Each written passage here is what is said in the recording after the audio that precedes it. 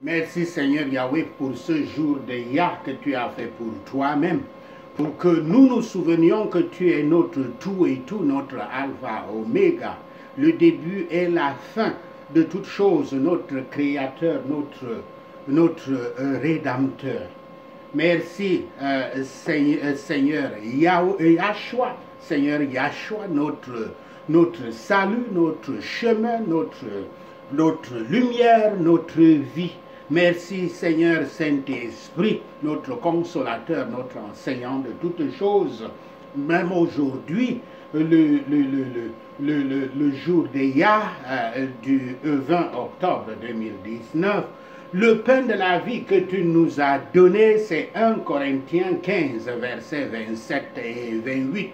Je lis, Dieu en effet a tout mis sous ses pieds, mais lorsqu'il dit que tout lui a été soumis, il est évident que celui qui lui a soumis toutes choses est accepté.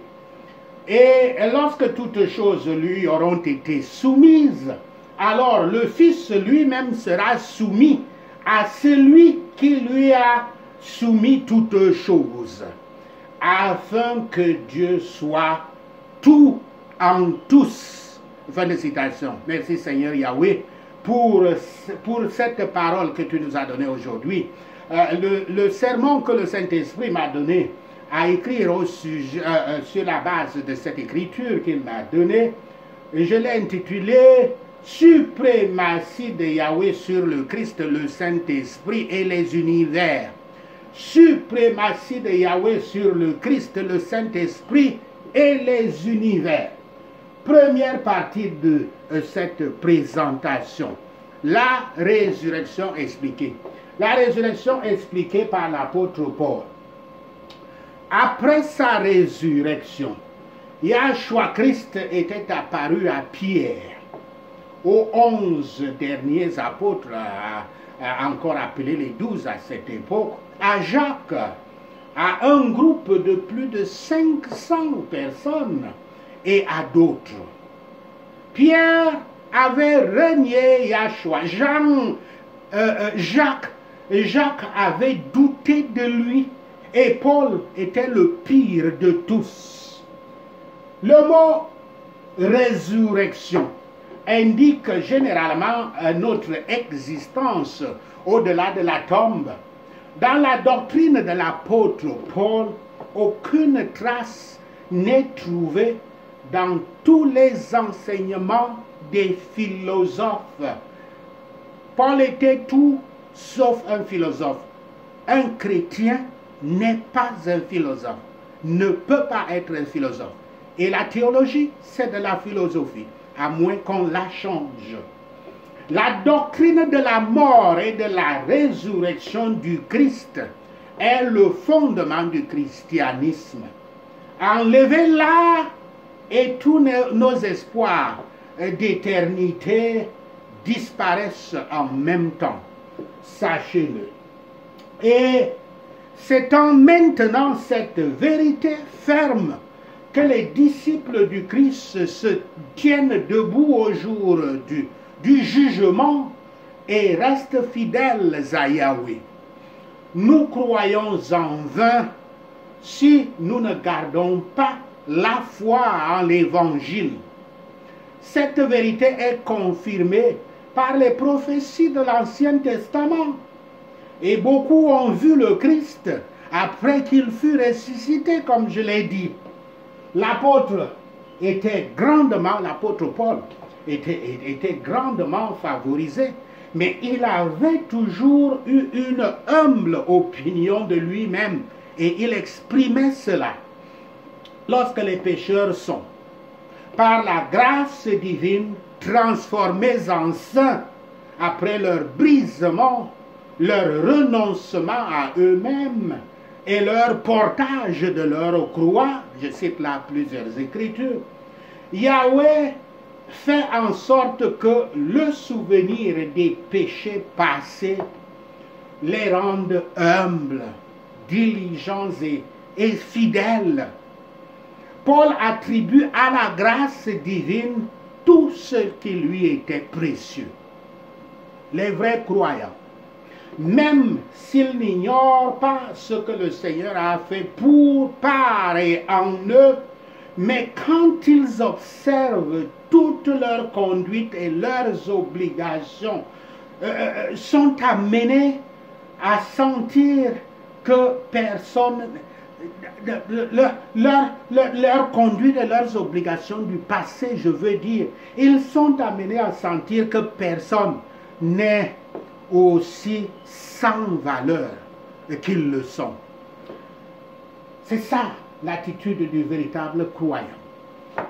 Tous les vrais chrétiens croient que Yahshua Christ est lui et Christ crucifié, puis ressuscité des morts, est le soleil, est la somme est la substance du christianisme. Tous les apôtres étaient d'accord dans ce témoignage. Par cette foi, ils avaient vécu et dans cette foi, ils étaient morts. Dans la section, dans ce chapitre du premier livre de Corinthiens, chapitre 15, dans les versets 12 à 19, Paul répond à ceux qui nient la résurrection du corps. Le débat sur la résurrection des morts durait depuis longtemps. C'était un point de discorde majeur entre les pharisiens qui croyaient en la résurrection et les sadduciens qui n'en croyaient pas. Paul insiste sur deux options. Soit Yahshua a été ressuscité, soit il ne l'a pas été. Si le Christ n'a pas été ressuscité, personne d'autre ne le serait. Et cela voudrait aussi dire que le christianisme était un mensonge et que toute prédication était vaine et reste vaine. Le péché régnerait donc pour toujours. Vouloir mener une vie victorieuse sur la terre sans anticiper la vie éternelle était et reste toujours simplement pitoyable. Après avoir montré que le Christ était ressuscité, l'apôtre Paul répond à ceux qui disaient qu'il n'y aurait pas de résurrection. Il n'y aurait ni justification, ni le salut, si le Christ n'était pas ressuscité. Et la foi en Christ ne doit-elle pas être vaine et inutile si le Christ est toujours parmi les morts? La preuve de la résurrection du corps est la résurrection de notre Seigneur.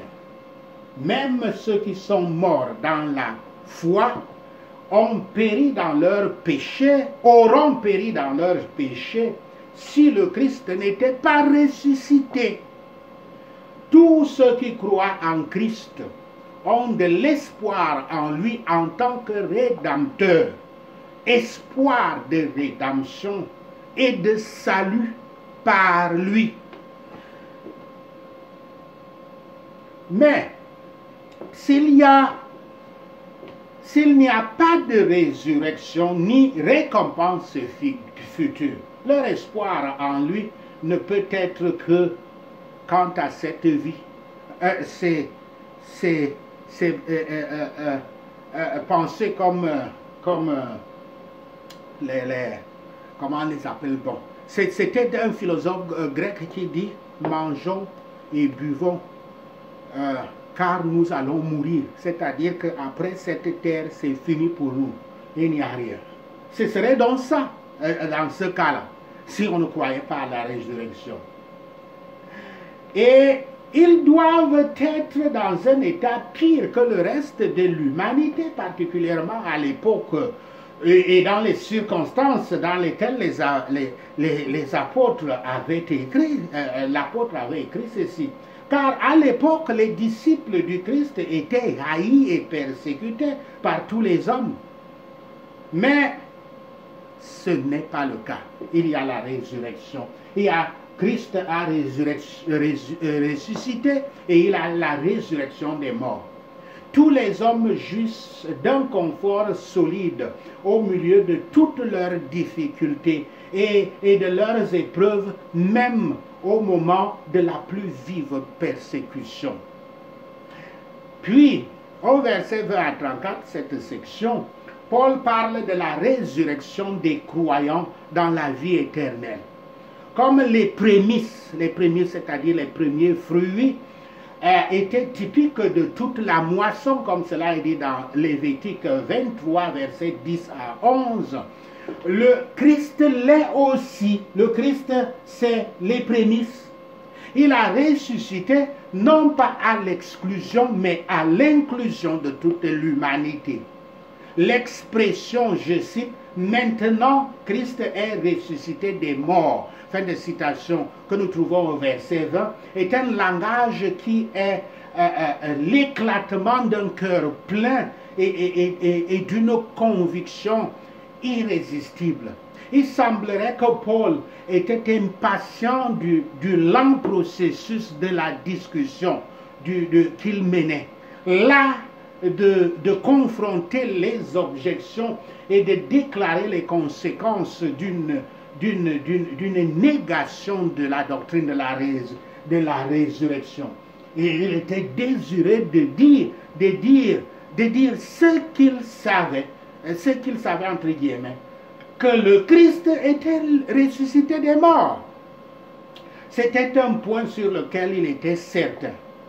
Il avait vu le Christ après sa résurrection et il ne pouvait plus douter de ce fait qu'il ne pouvait douter d'aucun autre dont il avait été témoin de ses propres yeux. Bien-aimés, lorsque vous rencontrerez le Christ par son Saint-Esprit, vous serez aussi certain de sa résurrection que Paul. Je vous parle en connaissance de cause. Vous devez être baptisé du Saint-Esprit pour en faire l'expérience. Cherchez le baptême du Saint-Esprit conformément à Matthieu 3, verset 11. Le Christ est ressuscité. Par conséquent, nous, les fidèles, car il parle des fidèles, ressusciteront. Vient ensuite la première raison de cette conclusion. Car le Christ nous a destinés à être considérés non pas comme un homme privé à part et par lui-même, mais comme les prémices, nous, des prémices. Et Paul prend ce qui était connu de tous, à savoir que tout le tas de grains est sanctifié dans les prémices. Ça, c'était le rituel juif des offrandes. Et Paul prend donc ce qui était connu donc par les Juifs ainsi.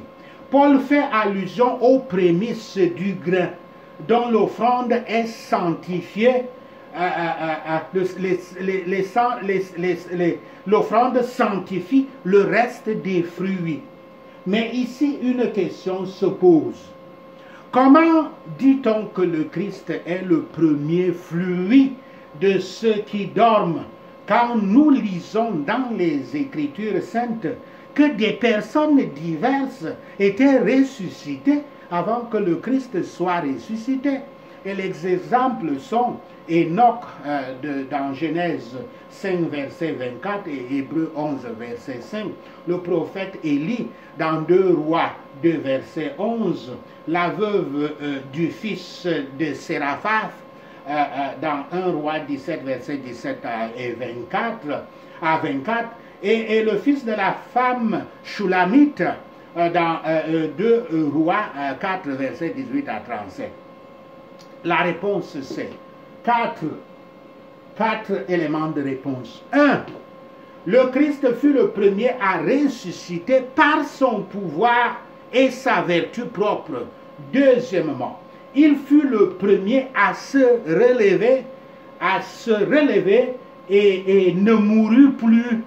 Troisièmement, il était le premier en ce qui concerne la dignité. Quatrièmement, il était les prémices de ceux qui dorment. Ceux qui dormaient, on peut dire, ouvrant par sa résurrection la voie à la résurrection des autres, y compris à tous ceux qui étaient ses membres, donc qui étaient les chrétiens. Comme l'offrande des prémices qui, sous la loi de Moïse, sanctifiait toute la récolte. Car le Christ doit être considéré comme opposé à Adam, de sorte que, comme d'un seul homme, Adam, le péché est venu à tous. De même, d'un seul homme, le Christ, la vie vient à tous. C'est-à-dire que tous les fidèles qui meurent, parce qu'ils sont nés d'Adam par nature, aussi parce qu'en Christ, ils sont faits enfants de Yahweh par la grâce, ils sont rendus vivants et rendus à la vie éternelle par lui. Car, comme en Adam, tous les humains meurent, de même, ils ressusciteront par le pouvoir du Christ, comme cela est dit au verset 22. Yahweh avait établi un ordre, et cet ordre était que ceux qui étaient morts ou qui seraient morts, seront morts, c'est le futur à cette époque, avant la seconde venue du Christ, ne devraient pas s'empêcher les uns les autres. Que cela est dit dans 1 Thessaloniciens 4, verset 15 et les versets suivants. En outre, l'ordre que Yahweh avait établi était que le Christ serait les prémices entre guillemets, de cette récolte, ressuscitant le premier parmi les morts, puis ne plus mourir. De même, les croyants, membres du Christ, c'est-à-dire chrétiens, par la foi qui est implantée en lui, implantée en eux, devraient également ressusciter, mais pas avant la seconde venue du Christ. Au verset 24, devant la vision prophétique de Paul, le dernier triomphe du Christ sur tout mal, sur tout pouvoir, et le Fils abandonnant au Père et non pas à son humanité qui est pour toujours et à jamais, comme cela est dit dans Luc 1, verset 32 et 33, abandonnant donc à son Père le royaume de ce monde qu'il a vaincu dans son humanité, tant pour le Père que pour lui-même. Dès qu'il deviendra conquérant, le Christ s'asseyera avec le Père sur son trône. Le Christ déposant le butin du monde conquis, c'est-à-dire tous ses ennemis qui seront privés de tout leur pouvoir, au pied du trône du Père Yahweh, montre par cet acte suprême de sacrifice de soi que, tenant au Fils en tant que Rédempteur, il est venu non pas pour faire sa propre volonté, mais la volonté du Père Yahweh. En ce sens, le Fils lui-même, en tant que Rédempteur, est placé sous lui, entre guillemets, placé sous lui. Yahweh est donc tout en tous. Nous devons nous rappeler clairement que l'apôtre Paul parle ici, j'ai déjà touché là l'écriture du jour. Nous devons nous rappeler clairement que l'apôtre Paul parle ici du Fils en tant que rédempteur et ne pénètre pas dans les mystères les plus profonds de la relation des personnes dans la Trinité, comme on le voit dans Jean 17, verset 5 et Hébreux 1, verset 8. Le Christ doit régner jusqu'à ce qu'il ait soumis tous ses ennemis. Cela est dit au verset 25. Le mot doit fait ici référence à la convenance de la continuation de son règne et au fait que cela a été envisagé et prédit comme le travail qu'il devait accomplir. Il est venu pour subjuguer tous ses ennemis. Je cite l'Écriture. Le Seigneur dit à mon Seigneur, assieds-toi à ma droite jusqu'à ce que je fasse de tes ennemis ton marchepied. Fin de citation. Citation de Psaume 2, verset 6 à 10 et aussi dans Psaume 110, verset 1. Vous avez compris qu'il y a deux seigneurs dans cette écriture. Vous allez constater qu'il y a toujours un seigneur en majuscule, en majuscule, le tout en majuscule, dans les Saintes Écritures. Cela était arrivé quand dans les nouveaux manuscrits, les nouvelles copies des Écritures originales, les Hébreux enlevaient systématiquement le nom Yahweh, parce qu'ils se disaient que ils avaient souffert de la captivité de Babylone parce qu'ils avaient utilisé le nom de Yahweh en vain, comme cela est dit dans Exode 20, verset 7. Par conséquent, nous pouvons donc relire ceci en disant, en bien expliquant. Le Seigneur Yahweh dit à mon Seigneur Yahshua, assieds-toi à ma droite jusqu'à ce que je fasse de tes ennemis ton marchepied. Fin de citation. C'est ça la bonne citation. Vous constatez ici que le roi David est homme de Dieu, ou un du Saint-Esprit, qui avait vécu 1000 ans avant la venue du Christ. Lui, il parlait déjà de Yahweh et de son Seigneur.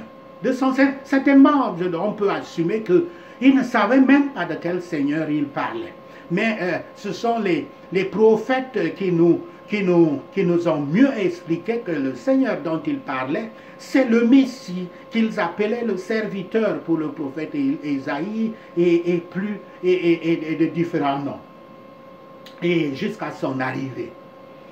L'inimitié du cœur humain devrait être soumise au triomphe de l'évangile. C'est ça que cette écriture veut dire. Le Seigneur a dit à mon Seigneur, assois-toi jusqu'à ce que je passe de tes ennemis ton marchepied. C'est-à-dire l'inimitié du cœur humain devrait être soumise au triomphe de l'évangile, première interprétation.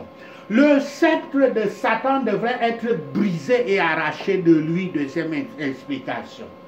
Les faux systèmes religieux qui avaient tyrannisé les hommes devraient être détruits, troisième explication. L'évangile aurait dû se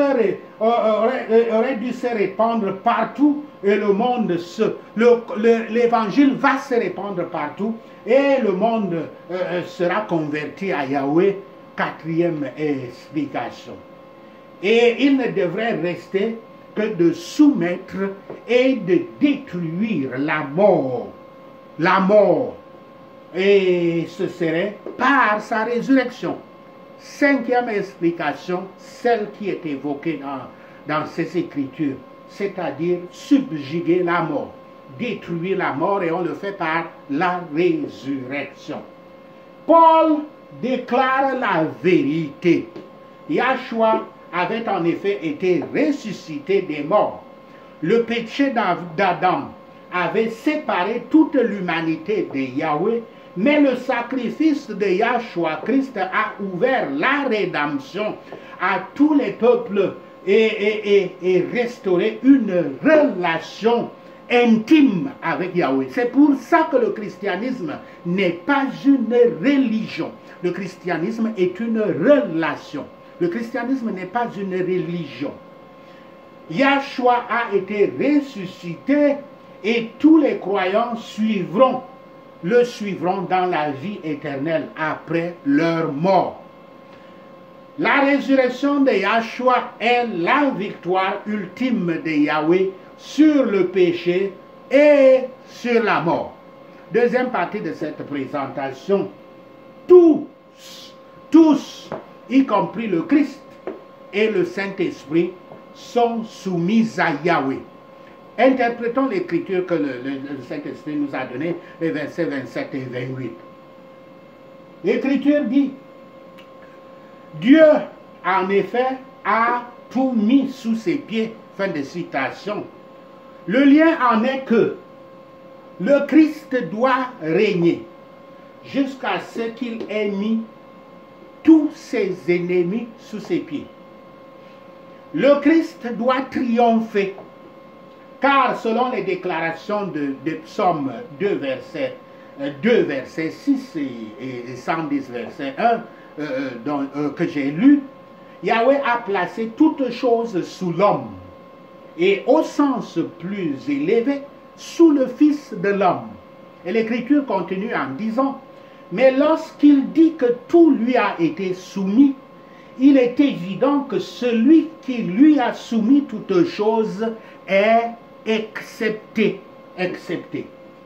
Quand cette promesse est faite concernant le Messie, elle doit être, ce doit être ainsi. Elle doit être ainsi comprise et interprétée, que Yahweh est excepté quand on dit que tout a été soumis au Christ. Cela ne signifie pas que le pouvoir de nomination doit lui être soumis. Lorsque David, ou le Saint-Esprit qui était en lui, a dit ces paroles dans Psaume 8, verset 6, rien n'est plus clair et évident que de dire que Yahweh, Dieu le Père, qui a soumis toutes choses au Christ en tant que médiateur, n'est pas lui-même soumis au Christ, puisque le pouvoir de Yahweh en tant que tel doit être plus grand que celui du Christ. Cette exception est faite pour noter très bien que Christ, Yahshua, le mot Yahshua, c'est le salut de Yah. Christ, c'est le salut de Yahweh incarné sur terre. Cette exception est faite pour assurer le gouvernement, le pouvoir et l'honneur du Père Yahweh. Car bien que Yahweh ait élevé son premier fils plus haut que les rois de la terre, mais c'est sans être plus élevé que lui-même. Et bien que Yahweh ait établi son roi sur sa montagne sainte de Sion, ce n'est pas établi sur lui-même. Et bien que ce soit la volonté de Yahweh que tous les hommes honorent le Fils comme ils honorent le Père, mais pas au-dessus de lui, Yahweh, ni plus que lui, Yahweh. Et Yahweh n'a non plus quitté le gouvernement, ni dans le monde, ni dans l'Église, en soumettant toutes choses au Christ. Mais il faut noter que ceci s'adresse à ces prédicateurs et à ces églises qui prêchent l'hérésie selon laquelle le Christ, Jésus est au-dessus de tout et qu'il faut seulement adorer Jésus. Mais il faut noter donc que bien que le Saint-Esprit ne soit pas mentionné ici, il est également excepté, étant donné que l'Esprit est un seul avec Dieu le Père Yahweh, et qu'il a été conjointement impliqué dans la mission, l'onction et l'installation du Christ comme médiateur. Le Saint-Esprit ne peut pas non plus être compté parmi toutes les choses soumises au Christ, car elles ne concernent que les créatures et beaucoup de ses ennemis avec lesquels l'Esprit de Dieu ne peut être compté. Et bien que les dons et les grâces de l'Esprit Saint soient mis entre les mains du Christ, et à sa disposition, la personne de l'Esprit Saint ne peut jamais être considérée comme étant placée sous les pieds du Christ. Cela mène logiquement au triomphe complet de Yahweh le Père, exprimé dans le verset suivant, qui est une extension du verset 24. Je cite, « Et lorsque toute chose, fin de citation, dans ce temps futur, quand cela sera accompli, c'est ça que ça veut dire. Cela implique que le temps n'est pas encore arrivé et que la domination du Christ est maintenant exercée et qu'il poursuit ses plans pour la soumission de toutes choses à Yahweh. » Et l'Écriture continue en disant, lui ont été soumises, fin de citation. Quand tous les ennemis du Christ seront vaincus et détruits, ou quand le cœur des rachetés sera entièrement soumis à Yahweh, lorsque le royaume de Yahweh sera pleinement établi sur l'univers, on verra alors que Yahweh est le Seigneur de tous. Et l'Écriture continue en disant, alors le Fils sera aussi lui-même assujetti à celui qui met toutes choses sous lui. Cela implique, fin de citation, cela implique que le Christ avait toujours été soumis à Yahweh le Père. Le Christ agissait sous l'autorité de Yahweh le Père. Et que cette soumission continuerait même alors dans un sens similaire à celui dans lequel elle avait existé. Et que le Christ continuerait alors à exercer une autorité déléguée sur le peuple et le royaume de Yahweh. Et l'Écriture finit en disant, afin que Dieu soit tout en tous. Fin de citation. Car par Dieu ici, on ne parle pas personnellement de Yahweh le Père, mais de Dieu essentiellement considéré Père, Fils et Esprit, et qui sont le seul vrai Dieu vivant, et à qui tous les saints auront un accès immédiat, en présence de qui ils seront, et avec qui ils auront une communion ininterrompue, sans l'utilisation de ces médiums comme ils en jouissent aujourd'hui. Yahweh sera tout pour tous ses saints, immédiatement, sans utiliser des moyens, des intermédiations, comme nous voyons dans certaines églises qui utilisent et qui ont créé des médiateurs comme des médiateurs Marie et des saints qu'ils ont eux-mêmes intronisés. Donc,